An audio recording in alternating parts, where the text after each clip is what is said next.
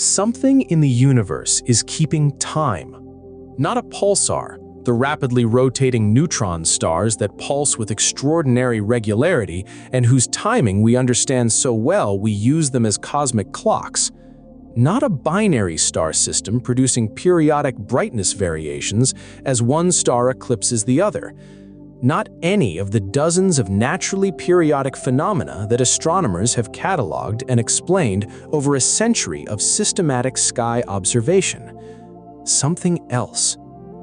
A fast radio burst, one of the most energetic and least understood phenomena in modern astronomy, a millisecond flash of radio energy from cosmological distances carrying more power than the sun emits in years, that repeats.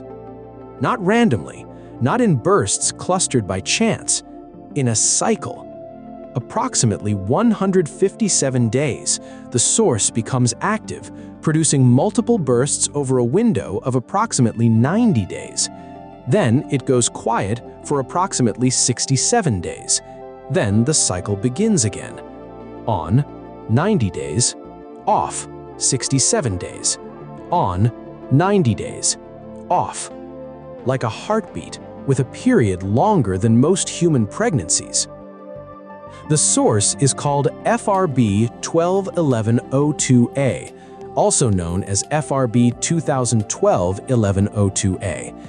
But the periodicity was first detected in a second source, FRB 2018-0916b, and then a version of it seen in others. The universe is not doing this once. It is doing this in multiple locations with different periods, with a consistency that the word coincidence cannot comfortably contain. We do not know why. We do not know what object produces a fast radio burst. We do not know why some repeat and most do not. We do not know why some that repeat do so periodically and others repeat randomly. We do not know why the periods are what they are. We have the signal, we have the period, we have no explanation that everyone agrees on. We are listening to something count.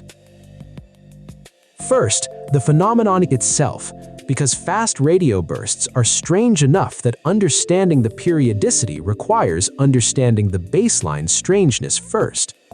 A fast radio burst is a transient radio emission lasting between a fraction of a millisecond and a few milliseconds, in some cases less than a microsecond, arriving from outside the Milky Way, from cosmological distances ranging from hundreds of millions to billions of light years. The energy released in that millisecond is staggering. FRB 121102A, one of the first repeating sources identified, is located approximately 3 billion light-years away. The energy we detect at Earth after crossing 3 billion light-years is still measurable. The energy at the source was extraordinary. The first fast radio burst was detected in 2007 in archival data from the Parkes Radio Telescope in Australia. It had occurred in 2001. For years, the phenomenon was contested. Some astronomers argued the signal was terrestrial interference. The population of confirmed bursts was small. The field was uncertain. By the mid-2010s, the detections multiplied. By the early 2020s, hundreds of fast radio bursts had been confirmed.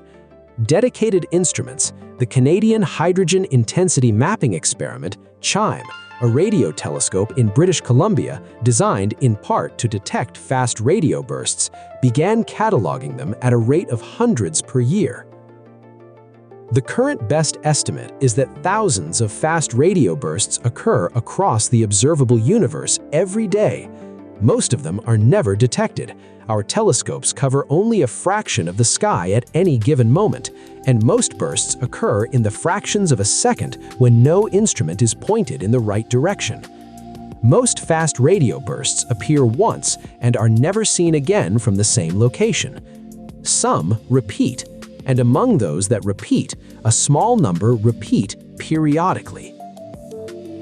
FRB 2018-0916b was discovered by CHIME in 2018. It was unusual from the beginning, a repeating source, localized to a spiral galaxy approximately 500 million light-years away, producing multiple bursts that could be studied in detail rather than a single unrepeatable event. In 2020, a team analyzing months of CHIME data found the periodicity every 157 days, active for roughly 90 days, quiet for roughly 67, active again. The period was not exact. It had scatter, variation from cycle to cycle, as if whatever was producing the clock was not perfectly regular. But the cycle was real. Statistical tests confirmed it. The probability of the apparent periodicity arising by chance from a randomly repeating source was negligible. Something with a period of 157 days was modulating the activity of a fast radio burst source 500 million light-years away. Then, in 2020, a similar analysis of the original repeating source FRB 121102A found a different period, approximately 157 days for CHIME source and approximately 117 days for the original, though estimates have varied across different analyses. The numbers were different. The phenomenon was the same. 2 sources, 2 periods, both periodic. Neither explained. The explanations that astronomers have proposed fall into several categories. None of them is confirmed. All of them have problems. The first category is orbital motion. If the source of the fast radio bursts, whatever object produces them, is in a binary system, its orbit could modulate the burst activity. As the source orbits its companion, its line of sight to Earth changes.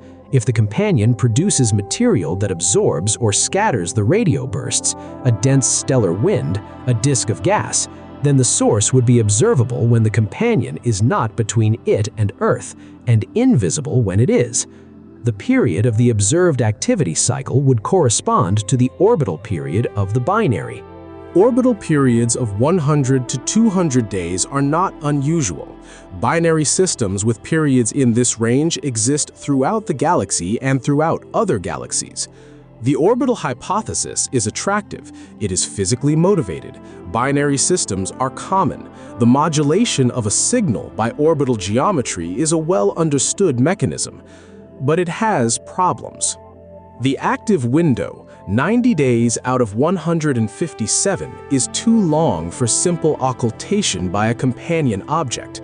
If the companion were simply blocking the signal, the active window would be shorter, not 60% of the total period. Something more complex would be needed, perhaps the stellar wind of the companion modulating the burst detectability, with the geometry of the wind varying through the orbit in a way that keeps the burst detectable for most of the cycle. Possible, not straightforward. The second category is precession. If the source of the fast radio bursts is a neutron star, the leading candidate for the source of most FRBs, it may be precessing. Precession is the wobble of a rotating object whose axis is not aligned with the axis of an applied torque, like a spinning top that wobbles as it slows. A neutron star in certain configurations can precess, with its rotation axis slowly sweeping out a cone. If the fast radio burst emission is beamed, if it shoots outward in a specific direction rather than in all directions equally, the way a pulsar's radio beam is directed, then precession would cause the beam to sweep periodically across our line of sight. When the beam points towards us, we see bursts. When it precesses away, we see nothing. The period of precession depends on the neutron star's internal structure, its rotation rate, and the nature of any asymmetry that drives the precession. Periods of months are theoretically achievable under certain conditions. The precession hypothesis has a specific appeal. It does not require a companion. It explains the periodicity through the internal physics of the source alone. but it requires specific internal conditions that are not yet confirmed for any observed neutron star. And the way the active window terminates, relatively abruptly based on the data, is hard to reproduce with smooth precession, which would be expected to produce a gradual decrease in burst rate rather than a relatively clean off switch. The third category involves the environment. Some researchers have proposed that the periodicity is not a property of the source itself, but of its environment. If the source moves through a medium, a nebula, a wind from a companion star, a region of enhanced plasma density that varies periodically, the propagation of the radio bursts through that medium would be modulated periodically. The bursts might still be emitted at a constant rate, but only some of them would escape the local environment and reach our detectors. This explanation shifts the question from what makes the source turn on and off to what makes the source's environment transparent and opaque on a 157-day cycle. Environmental modulation is a real mechanism. We observe it in other astrophysical contexts. The challenge is explaining what drives the environmental variation on the specific timescale observed. The fourth category is the one nobody says loudly. The periodicity is not natural. The period of 157 days is not a special number in astrophysics. It does not correspond to any obvious natural timescale. No orbital resonance, no stellar pulsation frequency, no characteristic time of any known physical process. 157 is simply what was measured. There is no obvious reason why it should be 157 rather than 200 or 80. Which means either it is a natural period determined by a specific combination of physical parameters that we have not yet identified, which is the most likely explanation, or it is something else. The SETI community noted the periodicity carefully, cautiously, not claiming it was artificial, but noting that a periodic signal from a cosmological distance with a period that does not obviously correspond to any known natural timescale is precisely the type of signal that the search for extraterrestrial intelligence has been designed to look for. Nobody has published a paper claiming FRB 2018-0916b is artificial. Nobody has published a paper definitively ruling it out. Here is where the periodicity becomes genuinely strange in the context of what fast radio bursts are. We do not know what produces a fast radio burst. The leading hypothesis, strongly supported by one confirmed observation, is magnetars. In April 2020, a fast radio burst was detected from within the Milky Way, originating from a known magnetar called SGR 1935 plus 2154. A magnetar is an extraordinarily magnetized neutron star with a magnetic field 1,000 times stronger than a typical neutron star, the strongest magnetic fields known to exist anywhere in the universe. The detected burst was weaker than cosmological fast radio bursts by several orders of magnitude, but its origin in a magnetar was confirmed. Magnetars can produce fast radio bursts. Whether magnetars explain all fast radio bursts, including the repeating ones, including the periodic ones, is not established. Some properties of repeating fast radio bursts are difficult to reproduce with simple magnetar models. The emission mechanisms are debated. The diversity of observed fast radio burst properties may require more than one type of source. We know magnetars can produce bursts. We do not know if a magnetar can produce a burst source with a 157-day period. We do not know if the precession or binary or environmental hypotheses can be made to work with magnetar physics in a self-consistent way. The identification of the source type and the explanation of the periodicity are separate problems, both unsolved, that interact in ways we have not untangled. CHIME has been operating since 2018. Its field of view covers a large fraction of the northern sky on each day, and its sensitivity to fast radio bursts in the relevant frequency range is unmatched by any previous instrument.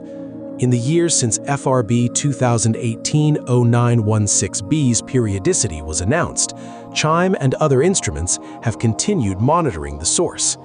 The period holds. Across multiple years of observation, across multiple activity cycles, the 157-day cycle has continued. Not with perfect regularity, there is scatter, variation in the burst rate and the precise timing of the active window from cycle to cycle, but the underlying period persists. Whatever is producing this cycle has been doing so for at least the several years of observation, and almost certainly for much longer. Fast radio burst sources do not appear to evolve rapidly on human timescales. The system, whatever it is stable. In other fast radio burst sources, different periods have been found. Approximately 16 days in one source, approximately 16 days in another. Sub-second quasi-periodicity within individual bursts in some cases. The universe appears to be producing periodic fast radio burst sources at multiple timescales, from sub-second to months. The diversity of periods suggests either a diversity of mechanisms, different physical processes operating at different timescales in different sources, or a single mechanism that can be tuned to different periods by varying physical parameters. We cannot yet distinguish between these possibilities. There is a specific quality to the FRB periodicity problem that separates it from other open questions in astrophysics. Most unsolved problems in astronomy are unsolved because we lack data. We do not have enough observations. Our instruments are not sensitive enough. Our coverage of the sky is incomplete. The path to resolution is clear, even if the resolution itself is not yet achieved. Build better instruments, observe more, and the answer will eventually emerge from the data. The FRB periodicity problem has data. The period is measured. The cycle is confirmed. The source is localized to a galaxy. We know what we are looking at and how it behaves. What we lack is the framework to explain it. The data is not ambiguous. The interpretation is. This is a different kind of uncertainty, not the uncertainty of insufficient observation, but the uncertainty of insufficient theory. The universe has given us a clear, repeating, measurable signal. We have counted its period. We have watched its cycle through multiple repetitions. We have confirmed it in multiple sources, and we cannot tell you what is doing it. 500 million light-years away, something is cycling. Every 157 days, whatever system produces FRB 2018-0916b, a neutron star in a binary, a precessing magnetoar, a source moving through a periodic environment, something not yet proposed, enters a state where it produces intense millisecond bursts of radio energy. The bursts cross 500 million light-years of expanding space. They arrive at Earth having traveled for approximately 500 million years. They are detected by a radio telescope in British Columbia, recorded, time-stamped, added to a catalog. The cycle repeats, has been repeating, presumably, long before we built the instrument to detect it. Will continue repeating, presumably, long after any individual observation campaign ends. The universe is not waiting for us to understand it before continuing to operate. It set this clock long before we arrived. It has been running the cycle since before our solar system formed. And we found it not by looking for it specifically, but by building an instrument sensitive enough to catch the flash and patient enough to watch the same patch of sky long enough to notice the pattern. We notice the pattern. We cannot read the mechanism. The history of astronomy is a history of signals that arrived before their explanations. Pulsars arrived in 1967. Their explanation, rotating neutron stars, took months of intense work and was resisted for years. Gamma ray bursts arrived in the 1960s. Their cosmological origin was not confirmed until 1997. Fast radio bursts arrived in archival data from 2001. Their source is still debated. In each case, the signal was real before it was understood. The universe produced it. We detected it. Understanding came later, sometimes much later, through the accumulation of observations and the development of theoretical frameworks adequate to the phenomenon. FRB 2018-0916b is in that category. The signal is real. The period is measured. The understanding has not arrived. It may arrive soon. A sufficiently detailed observation, capturing the polarization properties of the bursts across a full activity cycle, measuring any changes in dispersion measure that would indicate movement through a varying medium, detecting any companion object through optical or X-ray observations, could constrain the models enough to identify the mechanism. Or it may take longer.